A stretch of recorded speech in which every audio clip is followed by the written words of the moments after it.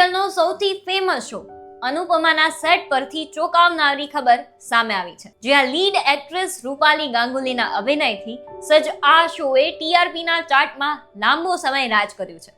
ત્યારે હવે સેટ પર લાગેલી આગે ગ્રાહકોને મોટો આંચકો આપ્યો છે. તો ફરી એકવાર સ્વાગત છે તમારું અવર રાજકોટની ચેનલ પર. મુંબઈની ફિલ્મ સિટીમાં આજે વહેલી સવારે અનુપમાના સેટ પર આગ ભભૂકી ઉઠી હતી.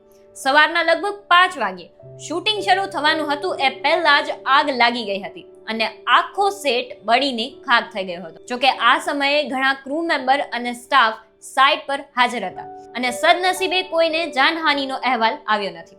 જો આ આગ શૂટિંગ દરમિયાન લાગી હોત તો તેનો અંજામ ઘણો ગંભીર થયો હતો. આ ઘટનાને લઈને ઓલ ઇન્ડિયન સિને વર્કર્સ એસોસિએશને ગંભીર બેદરકારી બતાવતા નિવેદન બહાર પાડ્યું છે. તેઓએ મહારાષ્ટ્રના મુખ્યમંત્રી દેવેન્દ્ર ફડણવીસને ઉચ્ચ સ્તરીય ન્યાયિક તપાસના આદેશ આપવાની માંગ કરી છે.